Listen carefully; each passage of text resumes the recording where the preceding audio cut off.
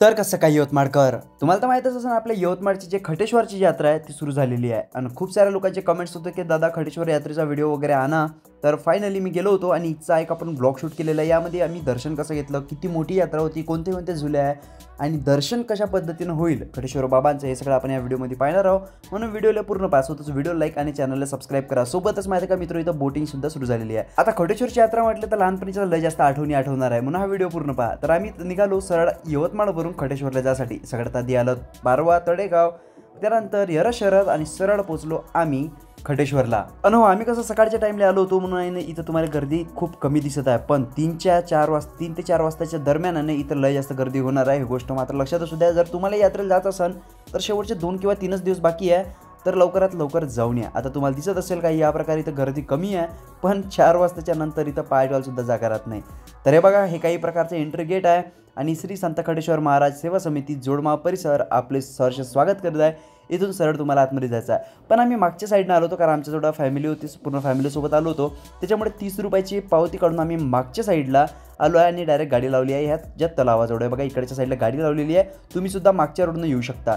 आल्यानंतर मित्र सगळ्यात पहिले जाऊया आपण खटेश्वर महाराजांचं दर्शन घेऊया. दर्शन महत्त्वाचं आहे, बाकीचं आपण जे यात्रा वगैरे आहे ते नंतर फिरणारच आहोत. तर तुम्हाला दिसत असेल हे जे आहे ना मित्र हो, इकडे हे वरतं दहीहंडी असते. दहीहंडीला मी जाणार होतो पण माझं जाणं झालं नाही, पण नेक्स्ट वेळेस नक्कीच जाऊ. आणि हे जे आहे ना मित्र, हे सगळ्यात जुनं मंदिर आणि सगळ्यात मेन मंदिर आहे. त्याच्या बाजूला जे तुम्हाला दिसत आहे हे जे आहे ना, हे नवीन मंदिर आहे. त्याच्या बाजूचं आणखी एक बाजूला सुद्धा मंदिर आहे, तुम्हाला तिकडे दाखवून देतो. हे बघा, हे सुद्धा एक मंदिर आहे आणि मी खूप लहान होतो तेव्हापासून जात होतो. आम्ही बैलगाडीसुद्धा जात होतो तेव्हापासूनचं मला आठवते. तर चला आता जाऊन घेऊया खटेश्वर महाराजांचं दर्शन. पण मित्र तुम्हाला माहिती आहे का, जेव्हा मी लहान होतो ना तेव्हा मला आठवते का इथंच आम्ही नारळ वगैरे फोडत होतो आणि हे जागा अजूनही जशी तशी आहे. 7 ते 8 वर्ष, 10 वर्षापेक्षा जास्त झाली असेल. आणि हो, तुम्हाला तर माहीतच असेल खटेश्वरला आहे ना कुत्र्यांचा लय जास्त मान आहे. आता त्याच्याबद्दल जर काही लोकांना माहीत असेल तर ते कमेंटमध्ये सांगू शकता, पण मला जितकं माहीत आहे तर इथं कुत्र्यांना जे आहे खटे असं म्हटलं जाते बहुतेक. जर काही चुकत असेल तर कमेंटमध्ये मला नक्कीच करेक्ट करा. आणि इथे कुत्र्यांना हाकलल्या जात नाही. मंदिराच्या आतमध्ये सुद्धा तुम्हाला कुत्र्याची यांना दिसणार आहे. तर आता आपण जाऊया खटेश्वर महाराजांचं दर्शन घेऊया. तुम्हाला दिसत असेल हे आहे जुनं आणि मेन मंदिर असल्यासारखं, जिथं खटेश्वर महाराजांची जी मूर्ती वगैरे आहे, बहुतेक हे समाधी स्थान आहे त्यांचंवालं. आणि यांचा एक डिटेल व्हिडिओ आपण आपल्या यूट्यूब चॅनलवर ऑलरेडी टाकलेला आहे, तो तुम्हाला मिळून जाईल. जसं मी तुम्हाला व्हिडिओमध्ये सांगितलं तर सुरुवातीला आहे बघा, कुत्रे तुम्हाला मंदिराच्या आतमध्ये सुद्धा मिळून जाईल आणि त्यांना कोणीच हाकलत वगैरे नाही. हेच या मंदिराची एक वेगळी गोष्ट आहे. हे जे तुम्हाला दिसत आहे पालखी, हे जे पालखी आहे, जेव्हा आपली यात्रा निघते, जेव्हा यात्रा सुरू होते पहिल्या दिवशी, तेव्हा हे पूर्ण पालखी पूर्ण गाव वगैरे फिरत असते. तुम्हाला दिसत असेल महाराजांचा फोटो वगैरे आतमध्ये ठेवण्यात आलेला आहे. तर खटेश्वर महाराजांचा जो आहे ना पूर्ण व्हिडिओ हिस्ट्रीसहित आपल्या यूट्यूब चॅनलवर मिळून जाईल. मी खूप आधी टाकला होता. मी प्रयत्न करेल की अजून एखादा नवीन व्हिडिओ तुमच्यासाठी घेऊन येईल. तर इथं दिसत असेल खूप जास्त गर्दी आहे आणि ही काही या प्रकारे इथे खटेश्वर महाराजांची जे हे समाधी स्थान आहे माझ्या हिशोबानं. करेक्ट करा मला कमेंटमध्ये जर चुकत असेल, जर कोणी हा खटेश्वरवरून व्हिडिओ पाहत असेल तर. आणि त्यानंतर आता आपण महाराजांचं दर्शन घेतलेलं आहे. काही या प्रकारचं हे मंदिर आहे आणि तुम्हाला एकदा तरी नक्कीच जायला पाहिजे, कारण खटेश्वर एक खूप म्हणजे आपले यवतमाळ जिल्ह्यामध्ये तरी माझ्या हिशोबानं इतकं पॉवरफुल असं महाराजांचं मंदिर नाही आहे खटेश्वर महाराजांचं. तर त्यानंतर तुम्हाला हे जुनं मंदिर आहे, त्याच्या बाजूलाच आहे ना मोठं मंदिरसुद्धा आहे. येथे सुद्धा तुम्ही जाऊ शकता. तुम्हाला तिकडे वरतं दिसत असेल, वरत्या ना महाराजांची मस्त अशी मूर्ती बसलेली आहे, म्हणजे जी खूप मोठीशी चेअर आहे, खुर्ची आहे, त्याच्यावर महाराज विराजमान झालेले आहे. ती सुद्धा मी तुम्हाला दाखवतो.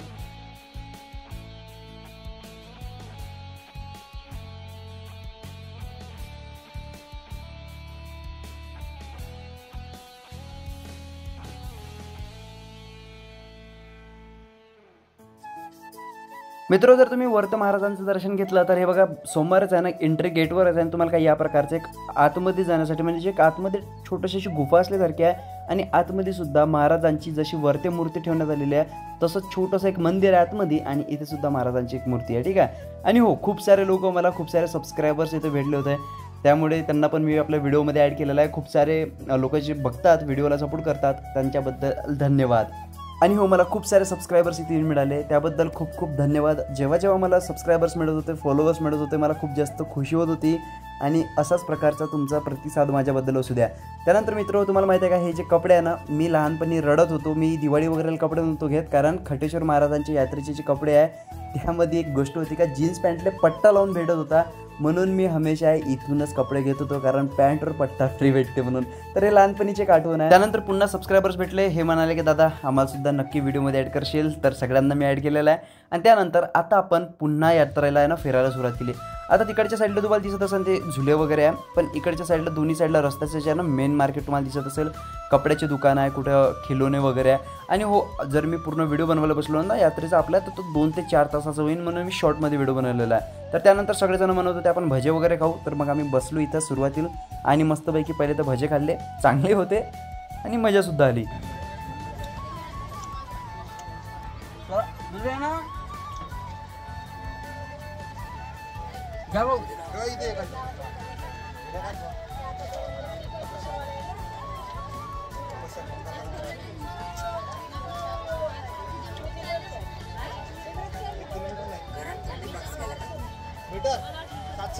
आता मित्र मी व्लॉग आहे ना अशा टाईपचा पहिल्यांदाच आपल्या यूट्यूब चॅनलवर टाकता. या 4 ते 5 वर्षाच्या याच्यामध्ये मी पहिल्यांदाच अशा टाईपचा व्लॉग बनवण्याचा प्रयत्न केलेला. जर काही चुकलं वगैरे असेल किंवा काही आवडलं नसेल तर कमेंटमध्ये नक्की सांगा. इम्प्रूव्हमेंट चालू आहे.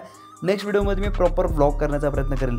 आणि तुम्हाला दिसत असेल 100 रुपयामध्ये घड्याळ, 50 रुपयामध्ये चष्मे, वेगळ्या वेगळ्या गोष्टी होत्या. ज्वेलरीसुद्धा होत्या 50-50 रुपयामध्ये, 10 रुपयामध्ये लेडीजचे कानातले, अंगठ्या वगैरे खूप साऱ्या वस्तू होत्या.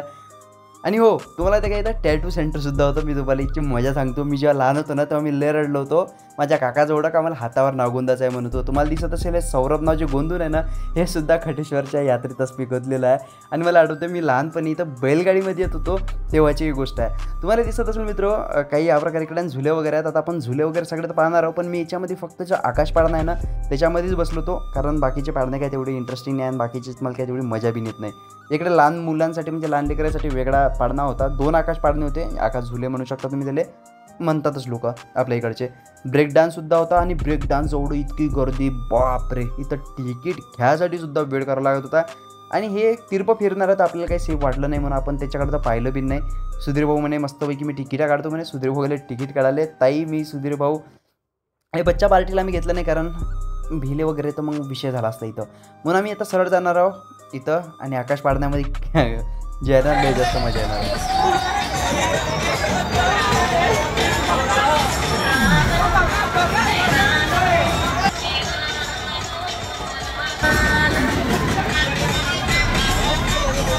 ड्रोनची काही गरजच नाही वाटली आपल्याला, कारण जसं आकाश पाळण्यामध्ये बसलो, आकाश झुल्यामध्ये वरतं गेल्यानंतर तुम्हाला दिसत असेल काही या प्रकारचा ड्रोन व्ह्यू आला आहे आणि जबरदस्त मजा आली या आकाश पाळण्यामध्ये.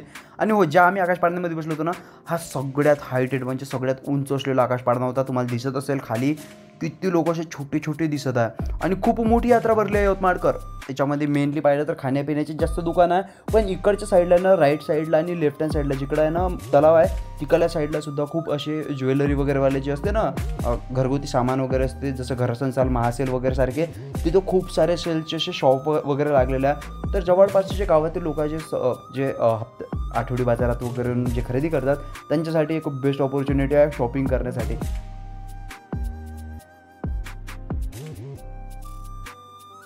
अन हो, आम्ही लोक शेवटची जनरेशन आहे जे यात्रेमध्ये दाढी कटिंग करताना पाहिलेली आहे. याच्यानंतर तर यात्रा भरण का नाही ते माहीत नाही, पण दाढी कटिंग तर मात्र लाईव्ह भेटत करताना.